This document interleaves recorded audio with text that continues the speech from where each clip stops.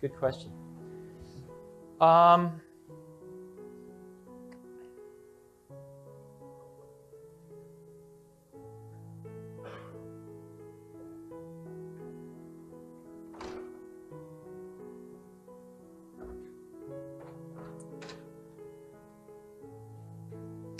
I'm not sure I learned this when I was at Apple, but I learned it based on the data when I was at Apple.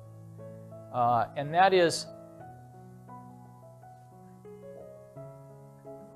I now take a longer-term view on people. In other words, when I see something not being done right, my first reaction isn't to go fix it. It's to say, we're building a team here and we're going to do great stuff for the next decade, not just the next year. And so what do I need to do to help so that the person that's screwing up learns versus how do I fix the problem? And that's painful sometimes. And I still have that first instinct to go fix the problem, but that's taking a longer term view on people is probably the biggest thing that's changed. Yes? To follow up on that question, I want to ask you about the management style and specifically how do you resolve conflict in your organization? What's our management style? How do we resolve conflict? I've never believed in the theory that if we're on the same management team and a decision has to be made and I decide in a way that you don't like and I say, come on, buy into the decision. You know, buy into it. We're all on the same team. You don't agree, but buy into it. Let's go make it happen. Because what happens is sooner or later, you're paying somebody to do what they think is right, but then you're trying to get them to do what they think isn't right.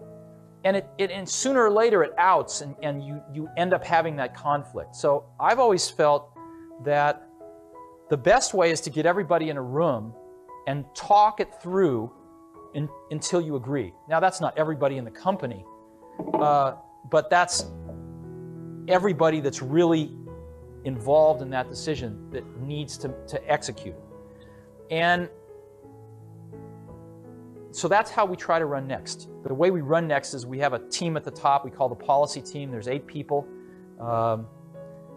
Mike is on it, I'm on it, we have 6 other people on it. And the key to, we have 2 things we try to do. One is we try to differentiate between the really important decisions and the ones that we don't have to make. And the really important ones, we work on it till we all agree. Because we're paying people to tell us what to do. In other words, I don't view that we pay people to do things.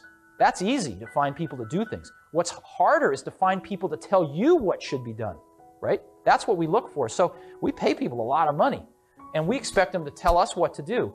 And so when that's your attitude, you shouldn't run off and do things if people don't all feel good about them.